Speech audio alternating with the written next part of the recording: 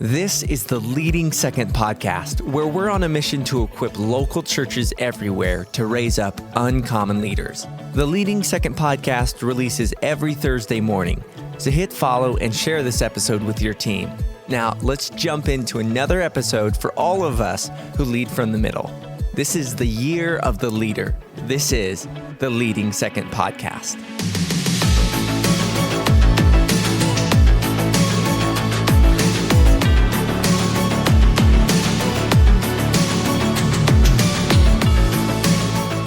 Hey, Leading Second. Welcome back to the Leading Second podcast. So excited and honored that you found your way today. You're here for one of our final episodes of season 6. So thankful you've joined us. And I pray that this space over the course of this year has done something to move you and your team forward. I know that we're not supposed to have favorites in ministry, but man, I just feel like this has been one of my favorite seasons of the podcast. I hope it has been for you as well. And I'm excited today to have another great conversation on tap for us today. Rich and Cass Langton are joining us for an incredible conversation that I believe is going to be a blessing to you and to your team. As we head into our final episodes of season 6, I want to say one final thank you to Tithely for helping us make season 6 of the podcast possible. If you're looking for a solution for your church's giving, I would encourage you to check out and reach out to Tithely. Their tools make giving so easy and convenient for your churches. And I'll tell you what, their dashboard and their reporting and tracking is even better. I love that they love the local church, and I believe they'd be a great partner for you and for your congregation. So for more information, check out tithe.ly. That's Tithely, and I believe they can serve you and your church well.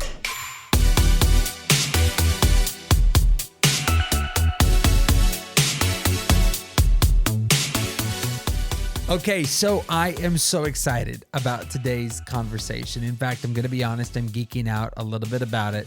Two leaders who I have long admired and respected are Rich and Cass Langton, and today they're our guests on the podcast. Many of you would know that previously they were the creative directors at Hillsong Church globally. But now Rich and Cass are investing their lives into building the local church, specifically by resourcing creatives. So if you're a creative, this is your conversation. But really for all of us, I believe there's so much wisdom that we can glean from the heart of this couple. So without further ado, here is my conversation with Rich and Cass Langton. Well, Rich and Cass, welcome to the Leading Second podcast. So excited and honored to have you with us today. Hey, thanks for having us. We have known about Leading Second for a long time, and we've been listening for a long time, but it's funny to be on the other side of that. So thanks for having us. That is a scary statement all in itself, because I just love you guys so much, and I respect you, and man, that's crazy. But first of all, I want to give honor what honor is due. I just so appreciate you both. You probably don't know how you have blessed my life and my leadership journey from afar. We're just meeting right now. And yet I feel like I know you because I've watched your example in Christ and serving in his house. So from probably a whole lot of us listening and talking to you right now, thank you so much for your service to the body of Christ over these last years. Excited about the season ahead of you. Why don't we start by just celebrating what God has done through you the last few years in the last season of your life, and you served in the capacity you did at Hillsong. I'd love to just hear a little bit about that and that season for you guys for a minute. Yeah, that's fun. I guess we ended up at Hillsong Church as a young married couple, kind of wide-eyed at the worship and what God was doing through I think it was called Hills Christian Life Center at the time. Right. And we had been like worship leading and involved in our little Baptist church in Melbourne. And as soon as we started marriage, Rich finished his theology degree, and we found ourselves in Sydney just serving church.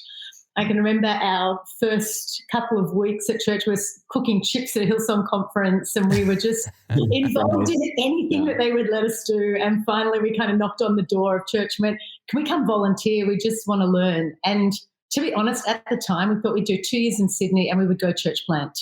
And we thought that we would be in that first chair. But actually, we found ourselves, I guess, laying our life down and really sensing that the Lord called us to stay instead of go. And so we got involved, and that was maybe 27 years ago, and we spent 27 years on staff, or I did. We spent a little less. With a little break for having some babies. Yeah. And then ran the events department, ran the marketing department, ran all kinds of things, got involved until finally about 16 years ago, Darlene stepped away. Phil Dooley was running creative, and Joel and Ruben came into the driver's seat of the whole worship and creative side of Hillsong Church, and somehow dragged me into the middle of it. I had an HR degree and knew church well enough, and so we kind of set about restructuring and reorganising creative and dreaming about what it might have been that God had for us. And then over the course of a couple of years, it went from us leading together, the three of us, to I was given ownership of the area. And I guess we found ourselves in this beautiful spot that Rich and I had always imagined but never dared to believe that we could find ourselves leading the creatives. And in our hand was put this incredible opportunity to dream and imagine and how to retell the gospel story over and over in different ways. And we had the incredible opportunity to imagine a place for creatives for using their gifts and their talent and the beauty in the church to allow people to actually come in and encounter the house of God and go, I heard stories, but I never dared imagine it was like this, kind of like the Queen of Sheba did when she encountered Solomon's temple. And like the Lord allowed us to steward this incredible worship movement where there were songs that were coming out of people that were sung at bedsides and gravesides and church on Sundays. And the stories of impact and reach were mind-blowing and probably the most humbling thing that we have ever seen. I guess we spearhead conferences like the Creative Conference and team nights, which every Thursday night was a gathering of the creative community where God just like allowed us to see prophetically what he was planning for the church, the Sunday coming or all those sort of things. And our team was rich and deep, people who were passionate about the kingdom, who laid down their life in order that other people would encounter Jesus, from production teams to video teams to stage design teams, writers, photographers, dancers. And I guess God put them in our hand, and then we had an opportunity to steward and work out where to put all those gifts and talents in play to truly make an impact for the kingdom. Would that be true? Yeah, that's great.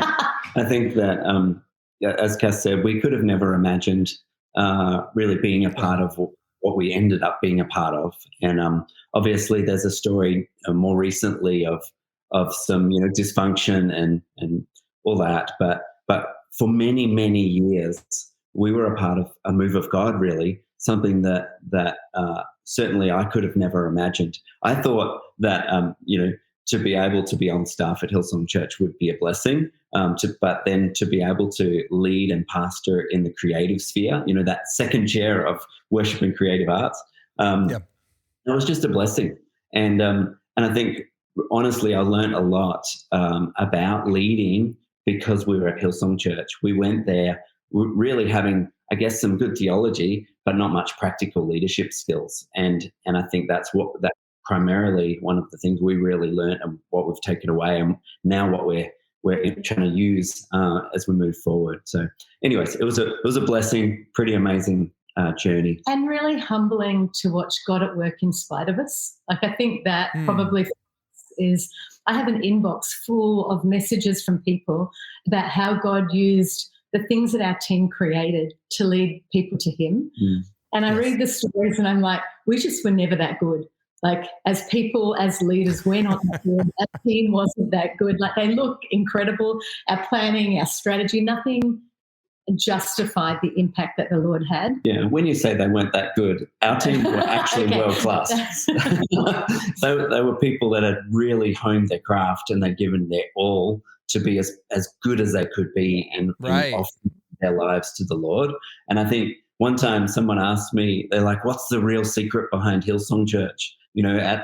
Right at its heyday. And I was like, honestly, it's the grace of God. So to Cass's point, it's the grace of God. Only by the grace of God does anything, do we do anything.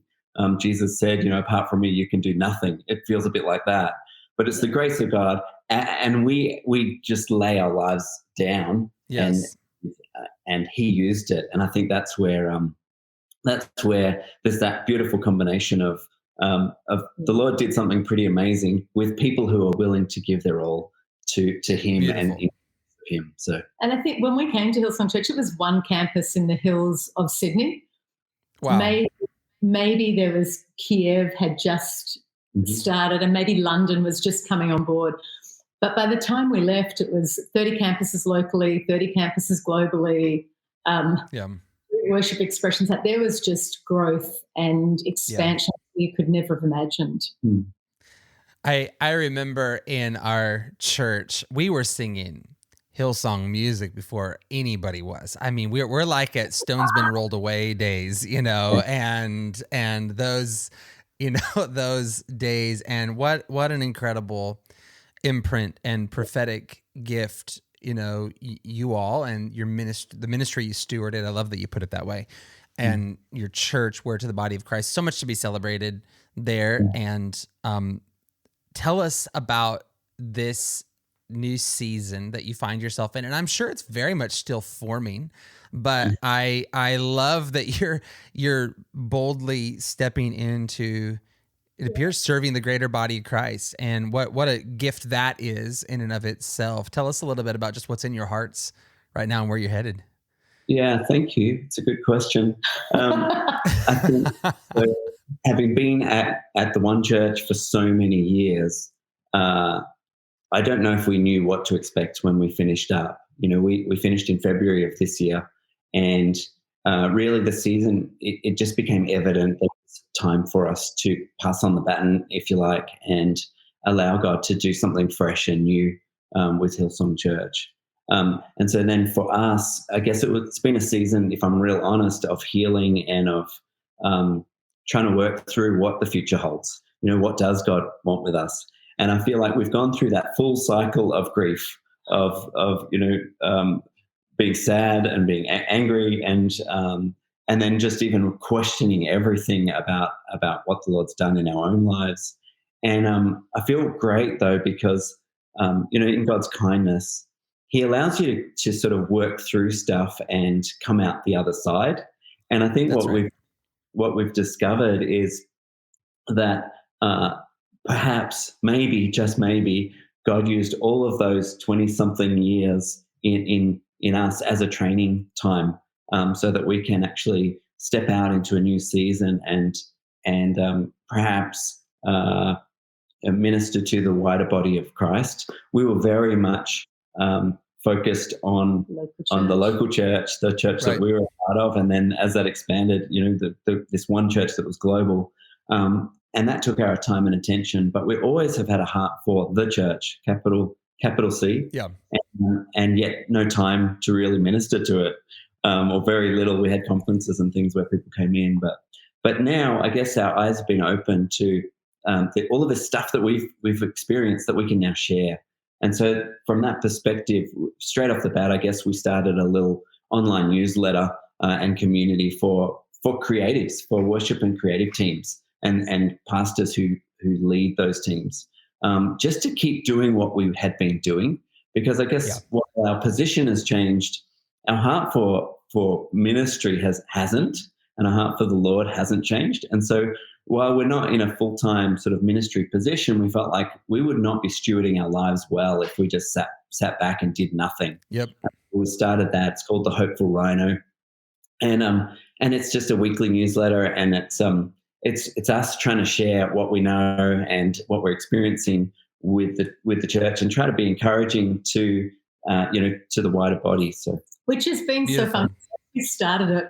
People have been contacting us from Scotland and India and Taiwan and inside China and all kinds of different places asking for help, or how do you do this, or what's God saying to the church? Like, could we have a talk? Needing coaching, needing resources, needing help. And we've been amazed, going, God, the things that were in our heart for all these years have actually been the things that you're bringing to the forefront. We've started teaching some churches in America, which has just been such a gift. helping them with their team alignment and leadership and honing their creativity and working actually like not as consultants but as parts of their team to actually bring strategy and joy and creativity and help take their worship forward. And like for us, we've just come alive being able to work almost as a bridge between the lead pastor and the executive pastors and the creative teams with where we found the tensions and the challenges and the resourcing that's needed. We've also done lots of speaking at conferences and Sundays, which we've said no to everything for years. So now to go out and go, oh my goodness, God's doing the same thing everywhere and it's beautiful. That's right. Getting to meet has been just lovely. Yeah. Beautiful. Like at the end of maybe last year, beginning of this year, we sat in a foyer in a hotel with Ben Fielding and Reuben Morgan, and they're songwriters and worship leaders at Hillsong Church, or they were. And they were also some of our dearest friends that we came to Sydney with 27 years ago from the Baptist Church. And we all sat just talking and dreaming about what the Lord was doing in this season. And we started to dream about what he might have for us. And as we all started talking, we kind of got excited about the potential of this season and what the Lord was able to do with lives offered to him again. And it felt like he was asking us to put all the dreams and everything that we imagined on the table and watch him breathe life on them again. And so, like, even in this season, it's been a joy. We've started a little Sunday night community with them, and we've watched all these 18-year-old kids who have a desire to lead worship and a gift of songwriting and start to rise up around us and just watch the Lord take something so small and breathe life into it again. So we ran our first worship night with those guys in Sydney probably 2 months ago, and have such a hope that the Lord's not done with worship in Sydney, that maybe with what we all have in our hands, he starts something all over again. And so that was a joy.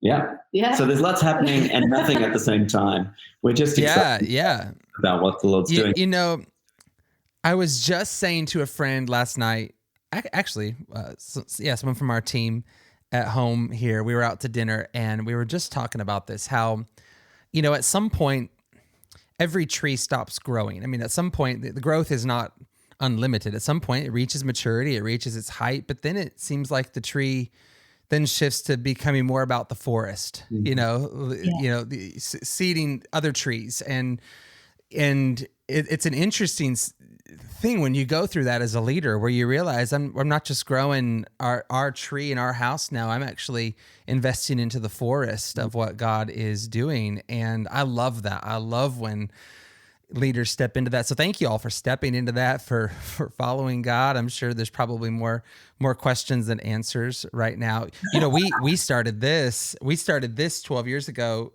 by me getting let go off of our staff for financial reasons, downturn after 2008, you know, and all of that. And I've told that story here a couple different episodes, but funny how God uses those odd moments to bring about something for his kingdom, you know. I've been studying my Masters of Divinity in this season. I just decided that it was maybe time to go back and study a bit as well.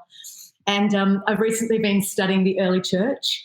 And in it, we were talking about Stephen and his martyrdom and how it challenges the religious establishment, and it leads to his death. And in his death, there's a scattering of the church right to the far ends of the earth. And it's almost as if he had never died, the church would never have scattered and God would never have sown all those seeds everywhere. The church would never have sprung up. And I dare to believe, like for us, for you, for all sorts of people, in the death of one thing, in the death of dreams, it's almost as if there's a great ability for new life to spring up. It's beautiful. Yeah. I've heard that's called the difference between Acts 1 and 8 and Acts 8 and 1. You know, the what was said of the church in Acts 1 and 8 was fulfilled right through that moment. Yeah. Beautiful.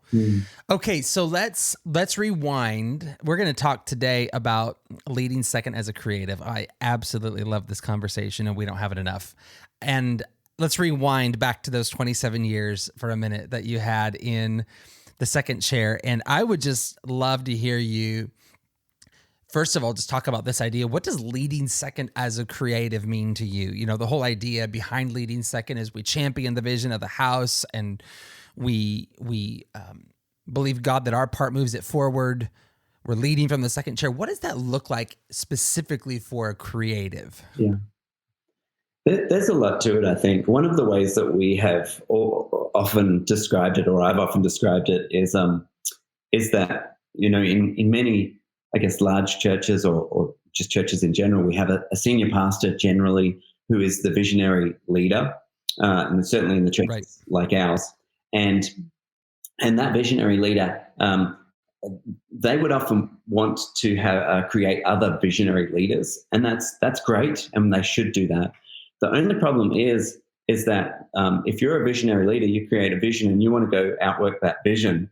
And so in order to sort of help our creative team think about where God had placed them, which was in that particular house, you know, in that church, we came up with the idea of us being imaginary leaders. We've got a visionary leader, but we don't have many people who can turn that vision into, you know, see it in their imagination, turn it into reality.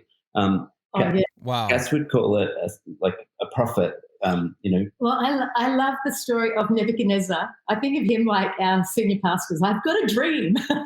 But often they can't articulate or tell you what that dream is. They've got a few words, but they don't know what it looks like.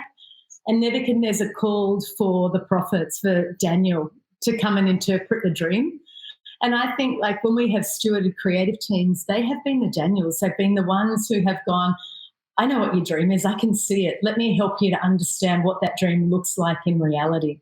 And Daniel was able to tell Nebuchadnezzar what the dream was and what it meant. And I think often our creative teams go, oh, I know what you see. Let me show you what it is. And in all of the limitations of human language, I think the arts actually create different language to help articulate visions. Things like music and film and visual arts and dance all help us to feel clearly what other people just feel vaguely. And so I think there's something in these arts, in the worship, in the sound, in the lights, in the production, that allow people to see the beauty of God. I think the second chair, it's like taking a diamond and keeping on twisting it and going, can you see God? He looks like this, and the light catches on that element, and then you twist the diamond again and it's like, actually, can you see this? Can you see this? And I think the creative leaders are the ones who twist the diamond and keep shining light on different aspects of who God is and what he's like, in order that the senior pastor's vision to take the gospel into all the world would actually come to fruition. Beautiful. I love that, by the way. The prophet sent to interpret the vision. What an incredible mandate. And the term was imaginary leaders, right? Am I getting that right? They're not figments of your imagination, but they imagine just like a visionary leader. You know, a visionary. Imaginary. Beautiful. Yeah. Beautiful. No, I love it. Okay, so then let's go straight to it, friends. You get a bunch of people who embrace being imaginary leaders, and we're going to interpret the vision that also, though, at the same time opens us right up to a whole host of ideas and a whole host of everybody brings their imagination and they bring their creativity. So let's talk about this tension. Yeah. How in the world do you keep alignment and everybody moving in the same page when everybody's bringing their imagination? Because I think it's a worthy tension for creative teams, but I'm certain that one that you've had to steward before. So I'd love to hear you talk about that. I think it's interesting when people start to talk about creatives, they immediately they immediately just think of no boundaries, no holds barred, just free flowing, go where we want to go, anything goes, the budget's out the window and the time frame's out the window and you can just do whatever. And obviously the best creatives, if you look at it, even outside the church, they're obviously very disciplined. They're very oriented. Right. They think through budgets. They generally, they're talented. They hone their craft. They work hard. they're not just free thinking all of the time. And I think there's this conception about creatives that you just have to let them kind of flow and that's how they are and all of that. And actually our experience would be completely the opposite, where actually they're willing to stick to a process and a flow. But also there's times when that flow has to be more fluid and more blue sky. So yeah, there's a bit of I guess there can be a misunderstanding of what you're working with, and so that creates tension. Creatives want to do good work, and I think Christian creatives want to be Christians before they're creative. They want parameters and boundaries. They want to be true to the message. They want to reflect Jesus well. And so, like, there's these beautiful verses in Galatians that we used to always use with our team in the message. They say, make a careful exploration of who you are and the work you've been doing, and sink yourself into that. Don't be impressed with yourself. Don't compare yourself with others. Each of you must take responsibility for doing the creative best you can with your own life. And I think even that creates real parameters around how creatives contribute to this whole concept of imaginary leadership, because the imaginations are within the boundaries of kingdom and they're in the boundaries of making Jesus known, and they're glorifying him, not yourself. And so I think all of that, we spent a lot of time Thursday nights talking culture around creatives, because obviously whenever there's a platform, somebody becomes famous on a platform. Platforms can be used for status or they can be used for service. And if you can keep creative teams aligned that we're all here to serve, we're all here to build the kingdom, we're all here that Jesus would be the name that is known, then everybody puts their swords on the table together for the same kind of kingdom outcomes. And so alignment becomes easy when we're more focused on the message than the method, when we're more focused on Jesus is the one, not we're the ones. And when we actually limit ourselves by the budgets of the church and the timeframes that we have and what kind of team the Lord's entrusted to us. We've watched so many creative teams want to be another church. And I think the Lord always says that he gives the church what it needs to fulfill its commission. And when somebody wants to build some church but they actually glow, or they're like whatever name is above the church, you have what you need in your house. So you just need to unearth what the Lord's trusted with you and then put that into play the way that he intends for you to put it into play. That's right. We've been going to a little Anglican church recently, and it's been so fun to watch their creativity, because they're not the biggest church in the city. They're not the most famous church in the city, but they're very conscious that the Lord's given them what they need to reach the people they're reaching. And so their creativity looks really different to Hillsong's creativity. And yet they are equally as creative, just within different parameters. And so their creativity looks like really beautiful candlelight Easter services, and it looks like grand pianos, it looks like different expressions and orchestras, and it's amazing. And then we've worked with another church or a couple of churches in America, and it's the same thing. When they try to be somebody else, they miss the mark, but when they're true to themselves, it's beautiful. At our worship night the other night, one of the guys who used to work with us at Hillsong Church went, "Can I come and contribute my gift? Because obviously when we're doing this, I want in." And we went, "You can, but the parameters around this are a little bit different to what we were working with. What we're trying to do is surprise and delight the people that would come with the simplicity of worship." He's like, "Okay, I can do that. And when he turned up on the day, he bought this most beautiful cross that had lights in it he'd made from the local hardware store, and it was spectacular. And it was on the middle of the stage and all the band focused in on it, and there was nobody who was centre stage except for Jesus. But he turns up and he comes carrying all these chandeliers in, and we're like, the brief was simple. And I'm like, "So do you want us to hang those chandeliers around the building?" And he goes, No. When I was praying for the night, the Lord gave me this image of chandeliers at the foot of the cross and told me that tonight everybody would bring the broken and the beautiful things and they'd lay them at the foot of the cross. And so we just laid these chandeliers really simply around the cross, and it was such a beautiful visual representation of what God was doing in the room. And as worship started, you could hear people sobbing as they realised that the picture was them and that they were just meant to contribute their lives. And I think that's what creativity does. That's the alignment when there's clear vision and some good parameters and then people who share a common goal. It's easy to get that alignment. I ask about alignment a lot because first of all, I feel like we get asked about it a lot. And I feel like it's the cry of so many leaders out there.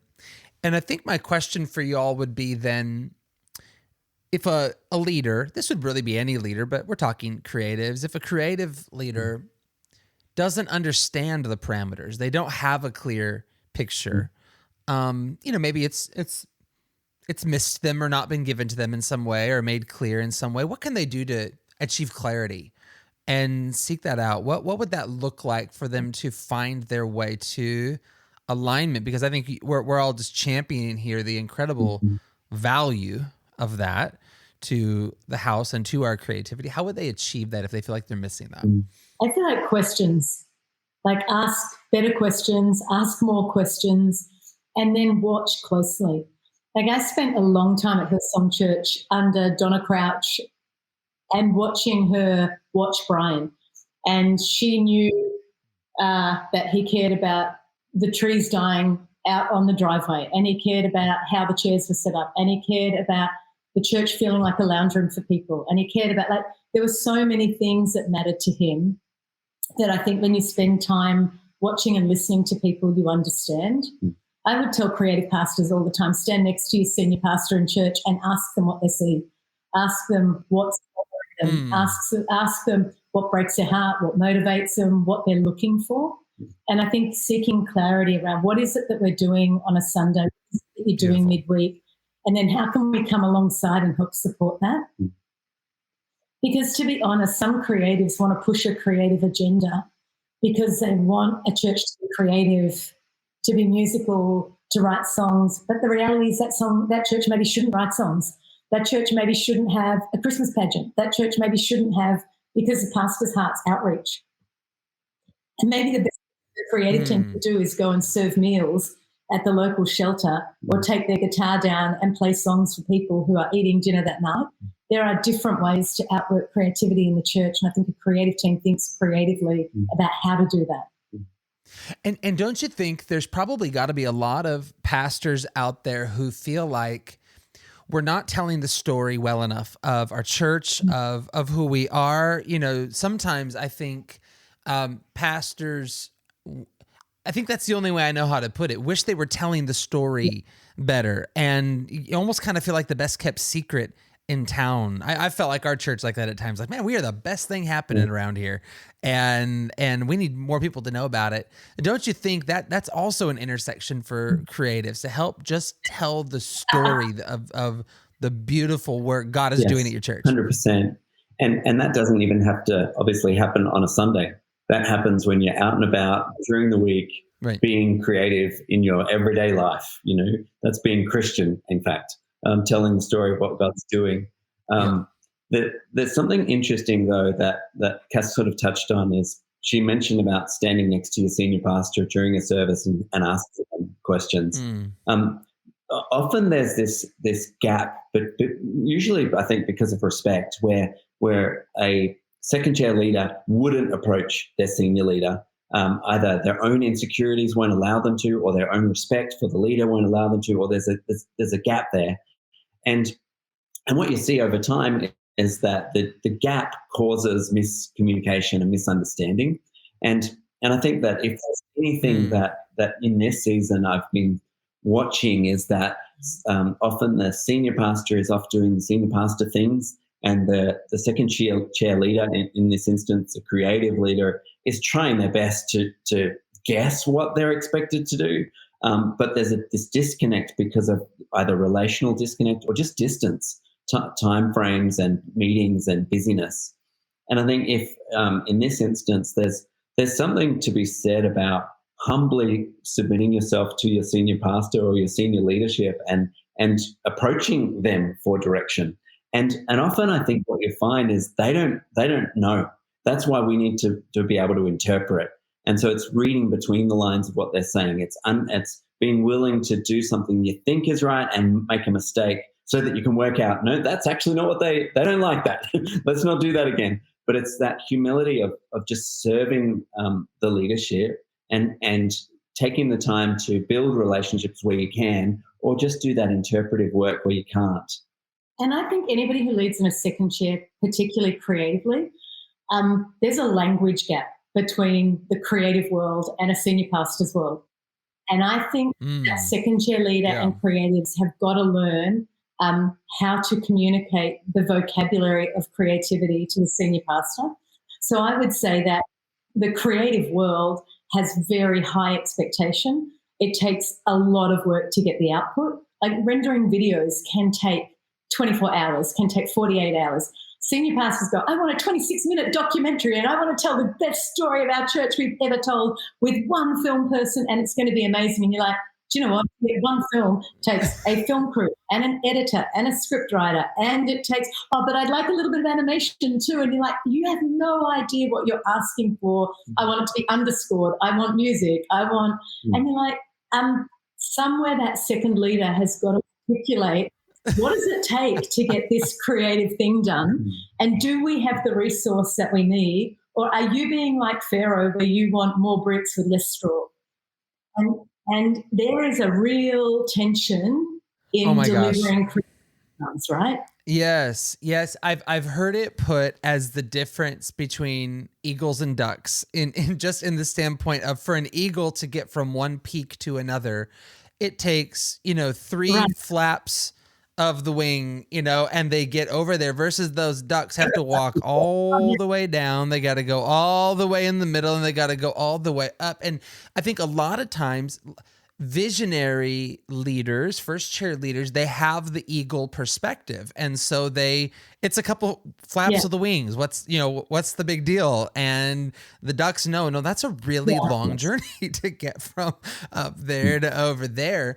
But then to this point, don't you think, number one, don't you think a whole host of problems are solved just by starting early enough, just by getting the juices flowing early? But typically, at least with my pastor, I noticed when he got the inspiration, we were already going to be too late to really do what was in his heart to do. So it was almost my job to lead him. It was almost my job. When I led our team church conference and, some of that for us, it was my job to get out ahead of him, not misaligned with him, but get out ahead of him, see what he wasn't seeing. And actually, I remember one time we sat down in early in the year to talk about our event in August. And I could tell he was a little bit like, man, we're already talking about August. And I was like, yeah, we're going to talk about August because I'm a duck and I have to take this really long journey to get you where you want to go. But those were the seasons. Wouldn't you agree? When you can get that right, that's when the best creativity can flow, when you embrace that role. That's where I think there's power in what we were talking about before, where the ideation phase and everybody coming together and dreaming together allows you to have so many ideas that you can actually pitch to your senior pastor. What if we did this? Or can you imagine that? Or what if it looked like this instead of that? And there are different ways of telling stories. There are better stories. There are other ways. We would see it all the time as our job was to source stories from the church. And so you'd stand in the foyer talking to people and all of a sudden you discover how they came to Christ, or testimonies of God at work, or they were in the prisons this week and somebody told them a story. And we would just kind of harvest stories, and then you'd have them at your fingertips and go, look what God's doing amongst us. Let's tell these. We would even for our team, I think for the creatives, our prayer meetings were culture shaping. We wrote about it on the Rhino last week, but some of the greatest places that you have to shape culture and to help people to align are in those moments where you go, you're part of something far bigger than the creative team. You're part of a church and the church is doing these things. And if you lift your eyes, then you'll start writing songs about Bruce on the third row who's been reconciled to his daughter, and you'll start writing stories for the mum who's going through a cancer battle, and you'll start creating moments and films for that family who are really struggling with their kids that they've just adopted. And then there's power in what we create to actually unify the church and to tell our common story of faith. And as far as beautiful senior pastors and senior leadership, their timeframes and versus the creatives' timeframes. One tip or one thing that we found was useful was that we would start to talk about next year's event as we're finishing up this year's one, because our senior leadership were really in the flow of like, feedback. How great was that conference? And let's never do that again. And let's do this. And imagine if we did that. And we would keep notes and records of like, oh, this is what we talked about in 2022. Let's use that in 2023 and sort of be planning ahead. And then it was, like you said, it was our job to make sure that we were managing our own timeframes and our own creative process. And it wasn't the people outside of the team's job to do that. And so we had to work out ways in order to get our senior leadership thinking about the events that we needed them to think about when we needed them to think about it. And that takes creativity. And so we would talk about that a lot. We're the creative team. There must be a way we can come up with to think about this differently. And it's not always about painting or drawing or artwork or music. It's sometimes about creative thinking. Because you need different types of creative people at your fingertips. We kept finding that there was always this assumption that everybody could become leaders of leaders. And so all we needed was for the creatives to actually impart their skill to the next generation and to lead teams. And I think sometimes you find creatives are specialists. They're architects and they're very good at what they do. They're editors. They're not trainers of editors. And so sometimes you've got to let the creatives be the specialists, and then you need generalists who can actually raise up leaders as well. And a team of both of those things works in perfect synergy. Like we always knew we were going to expand as a church, and therefore we were going to need more leaders at the ready to go and to send than what we had. But asking a creative to raise up another creative might not have been the best way, but finding people who could lead leaders was going to help us. Beautiful. Yeah. So something I've been dying to ask you since I started stalking you years ago, I'm joking, was, okay, so you two stewarded creatives and, of course, notably worship leaders. That was of course a huge point of influence for that particular team. But I don't believe you two are worship leaders. I find this very interesting, and I've seen this happening more as someone who kind of grew up around creatives myself. I flirted with my old days back in the day of worship leading, but that didn't work out for me. I found it very interesting, the model of your stewarding, worship leaders, musicians and stuff, but I never once saw you two lead worship. So I would just love to hear you talk about that model and that dynamic and how you found yourself kind of in that particular role, if that makes sense. Back in the day, like yourself, I led some worship, but soon enough I realized that it wasn't my main thing. It wasn't the thing that I was willing to do the work on to get to where I needed to be. And I really, the pastoral side was where I was much more interested at the people side. And I think that served us well, because one of the things we learned along the way is that you need to be able to speak the language of the people that you're ministering to. And so we can talk creativity and we can talk music and all of that. But we don't have to do it in order to lead those people. In fact, when we're talking about our last question, or when we're the answer to the last question, one of the things I was going to say was exactly this: that for people leading creatives and leading churches, I should say, you don't have to put a creative person in to lead those people. In fact, we mixed it up quite a lot. Jad Gillies, who's part of Hillsong United, he is a worship leader, but he ran our production team for a long time. He loved it. And I think they loved him. Yeah, I think it's more about being willing to understand the people and care for the people and pastor the people that you're ministering to than it is about doing the thing that they do. And in fact, we've always thought it was an advantage of not being a worship leader. We don't have to wrestle with getting our own place on the platform and making sure we get airtime and what if they look better than we look, or what if their songs get on the album and ours don't.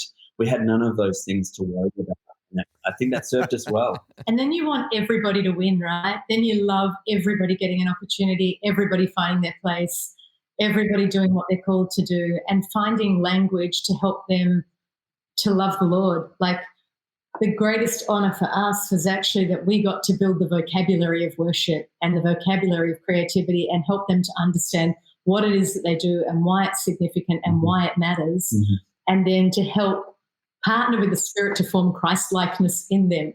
Because like I used to say to Rich all the time, I don't want to lose anybody that God's entrusted to us. It's like stewarding a flock and going, I want the busyness and in the detail and the competitive world of creativity and in the church to not lose them to all the wrong things. Yeah. And honestly, I won't go on and on, but we would tell our team often that we're all worship leaders. So if you're a video editor, or you're a sound production person, or a monitors engineer, you're facilitating worship and you're stewarding a gift before the Lord. You are leading others in worship, and so we would stand on the front row, and I would do my best to just every Sunday just lead the congregation in worship, like exemplify what it is that we would hope other people might do. And we'd often challenge our worship leaders that if they're not doing that, if they're only leading worship when they're on their platform, then they're doing the congregation a disservice, and they're probably doing themselves a disservice, because they're creating this discrepancy between who they are on the platform and who they are in the congregation. And we would be trying to work very hard at getting rid of that. Let's be authentic worshipers, not just leading worship or worshiping when we're leading on the platform. So. And then I think the Lord graced me to lead in the chair that you're in, because I feel like I had an innate sense of what would work, and we were Joe Average. So we would listen to songs and go, I want to sing that song. I know that song seems like it's better musically, but I want to sing this about God, and I can catch that and I can do that. And so I think there was something beautiful about not being the guy with all the special talents, but just the average guy. Yeah. And which is, it comes back to the fact that the creativity and even the music, it's there to serve. It's not meant to be the main thing. And I think when it's not your own creativity, when it's not your song or your, whatever it is, your piece of art, then you can maybe be a bit more objective, and you can help people to lay down their creativity, sort of offer it to the Lord. And if the Lord wants to use it, that's great. But if he doesn't in that particular instance, that's okay too, because there's something in the cracking open, the vessel and pouring out the creativity that's important. It's not just about it being seen, but it's just about the act of laying it down, offering it to the Lord. Beautiful, beautiful. And I ask that because I've just been so intrigued, and I thought it was so smart as I've seen more embrace that model. The front guy singing does not have to lead the department. In fact, I think we're even advocating for the benefit of seeing those two things as different. So I love that. Now, on the note of pastoring, I have a big question for you here. One of the things that you all are well spoken of, I spoke to a couple of our mutual friends getting ready for this, and one of the things y'all are so well spoken of is the way that you pastored the lives and even the families of the team members on your team. Ministry schedules get busy, and the requests of the church, especially in growing churches, fast-moving churches, the requests are big sometimes, and the hours can be long, and the real impact that has on our kids. I have 2 girls of my own. The real impact that has on our marriages. And it seems to me, I'd just love to hear you talk about how you went about pastoring the families of your creative teams, because I feel like that's a really important dynamic for second chair leaders. Yeah, it's a big question. On reflection, it's really lovely that you would say that and that people would say that about us. And I hope that's what we did. That was our aim. I don't think we always got it right. I think, again, on reflection, we gave our all.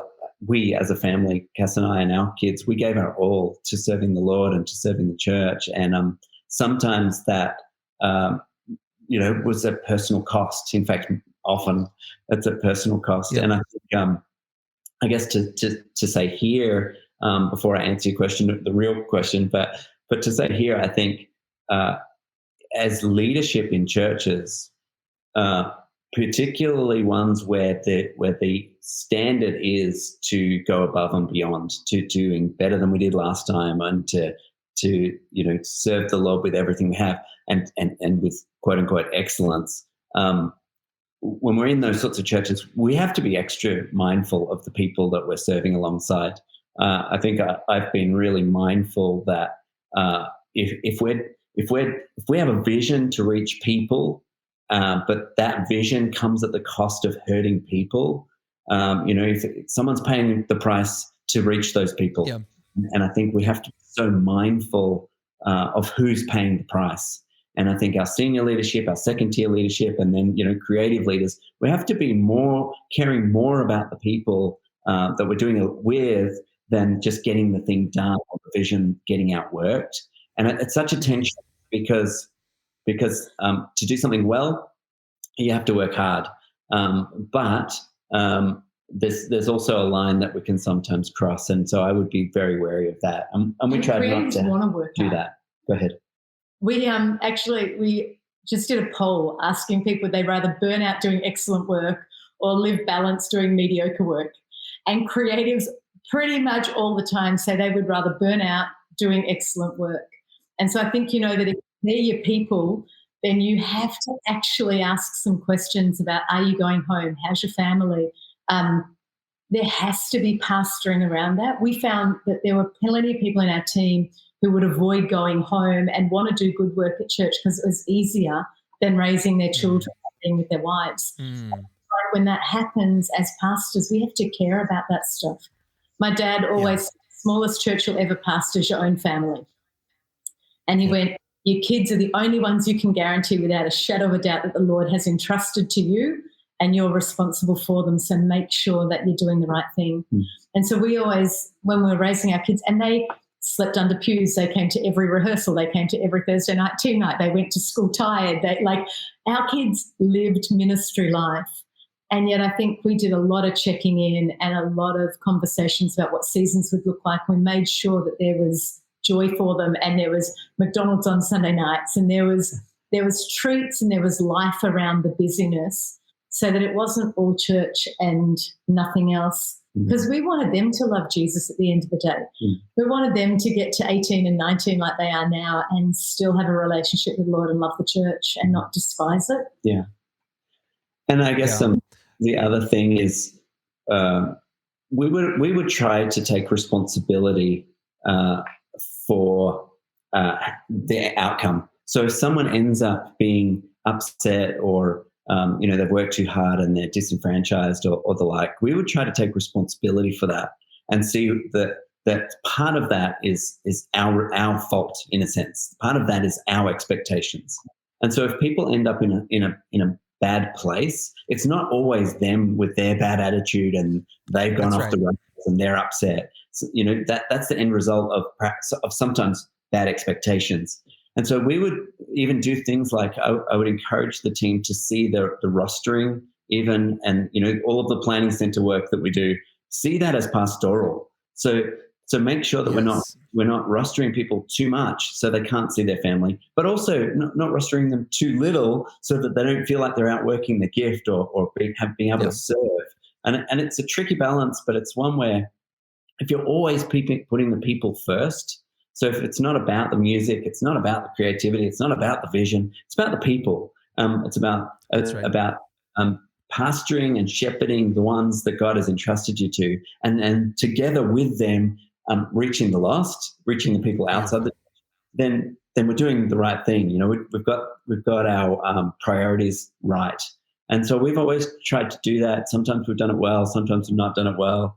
And sometimes people just will be upset no matter what you do. That's a thing. But the reality is the people matter, and not just the people outside, but the people inside as well. And so really practically, that meant that team nights on Thursday night, which were our creative rehearsal nights, there was a kids program. And families were welcome to come together. So wives and husbands could come to the first part of the night, which was like a service or that sort of thing, and they could be together in church worshipping. It meant that at prayer meetings on Sunday mornings, we fed everybody breakfast, your wife, your children, and it wasn't prayer for 10 people, it was prayer for 200 people who were part of the team and who all ate breakfast together. And we tried to develop community so that there was support for production guys' wives, so that when they were in busy seasons, they had each other. And the United wives would all band together and support each other when the boys were out on tour. It meant that we would do sausage sizzles at Christmas rehearsals, and all the kids would come down and see their dads and their mums at lunchtime, and there would be lollies and gift bags to say thank you to the kids for releasing their parents to do things. And we would save them seats at special events. And so there were things where we would go, how can we be mindful of families? And then we went, now, how are we mindful of the single guys as well? Because they often end up carrying the work for the families because they're not as busy. They don't have to go home to entertain. I went, if we start thinking like that, our single guys will always be single and they'll never date. So then we used to esteem a girl in our team who always worked above and beyond, and she was at everything. And we went, we've got to stop esteeming her because we're stopping her from getting married. We're stopping her from dating, from having friendships. Now we need to send people home and love our single people as much as we love our married and families. Wow. Very, very well said. Psalm 4 and 5, I was taught this by an early mentor. It says, offer right sacrifices and put your trust in the Lord. And I had an early mentor say to me, what is the right sacrifice for my family? And I think the way every family needs to answer that for their family and answer, each one should give what he has decided in his heart to give, and that there's a right sacrifice for my family. Our sacrifice might be different than your sacrifice, but helping people, I think this is so important for these busy, hardworking teams, for us to lead people to answering that question. What's the right sacrifice for my family, for us? My daughter's, 12 years into dad being gone 150, 200 nights a year. And that might shock some people, but it's a grace we have on our family. It's a right sacrifice for our family.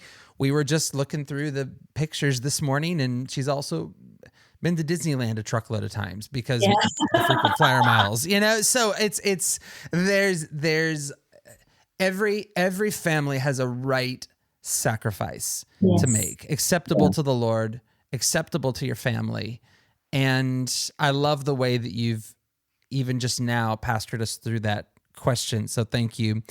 I have one more question for you that I'm dying to ask you before I let you go today. And I ask this, and you're going to answer, I'm sure, very humbly, because you're in some ways probably feeling like you're still in it. But I would just love if you would speak to transition for a minute, because transition is a big deal. Everyone in ministry at some point will have some kind of transition. You're going to transition from one team to the next, or you're going to transition occasionally from one church to the next, or whatever. Transition. I'm the guy that's grown up in the same church my whole life, but I'm very aware that's incredibly unique to be at one church for 41 years. I'm very aware transition happens. And I think the way that we handle it matters. So would you have a word of wisdom if there's a leader listening who just senses transition in their heart and something that God is leading them? What's a piece of wisdom you'd give them if they're staring that down? Yeah.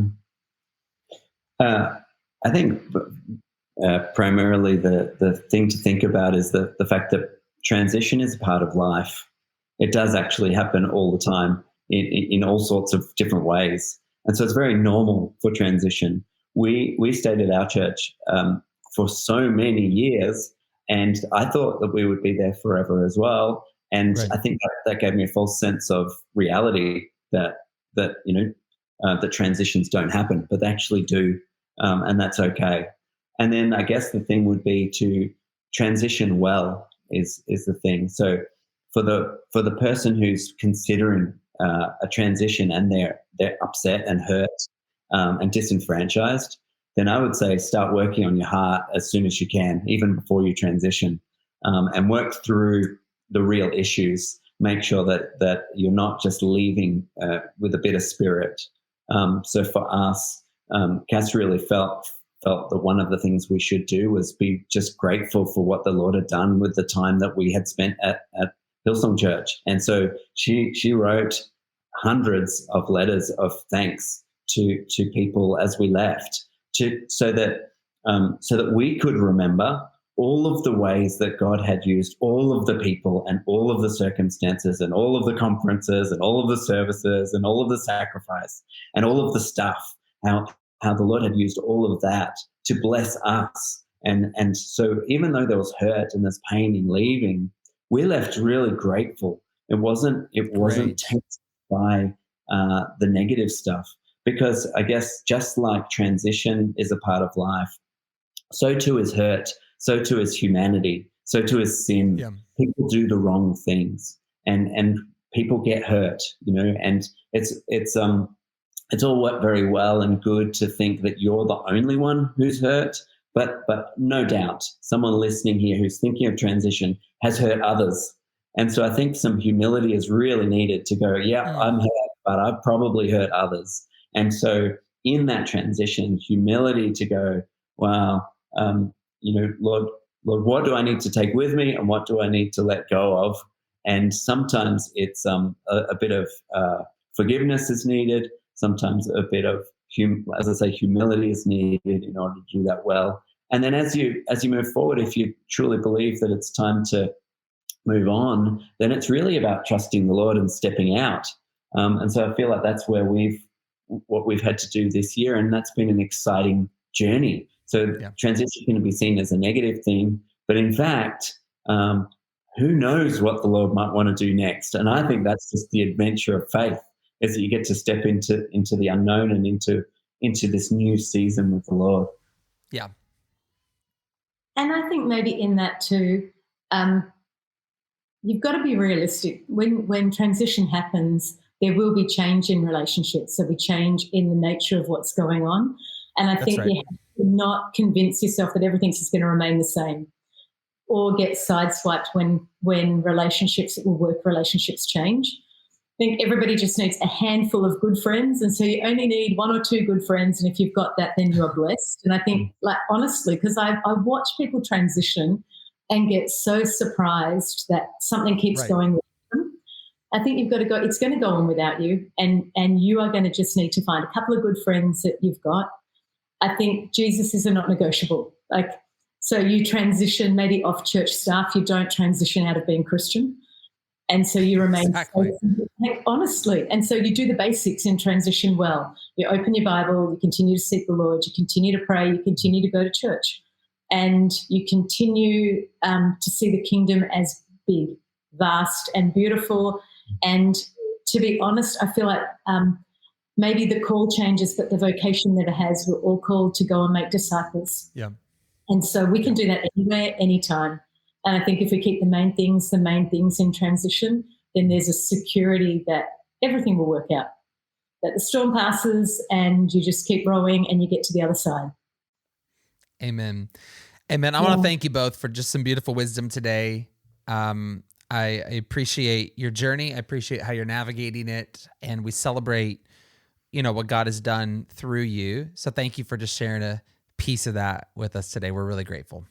Thanks for having us. Yeah, I hope it's helpful to those listening and to you. And I can't wait to see what God does through you in the future. Amen. and through us. Love it. Amen. Thank you, guys. Well, hey, it's been a great episode on the podcast today. I'm so glad you've joined us. For today's episode guide, make sure to head to leadingsecond.com/podcast and feel free to use this with your team as it serves you well. I pray that Leading Second continues to resource you and help you as you run strong for the kingdom. We've got one episode left for season 6 right before New Year's that I believe is going to bless you and help you. So Leading Second, we love you so much. Until we talk next time, let's run strong for the kingdom and lead in an uncommon way together.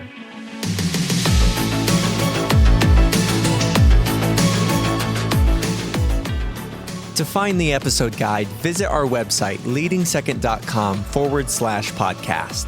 You can also follow us on Instagram at Leading Second and join us on the Leading Second Collective on Facebook.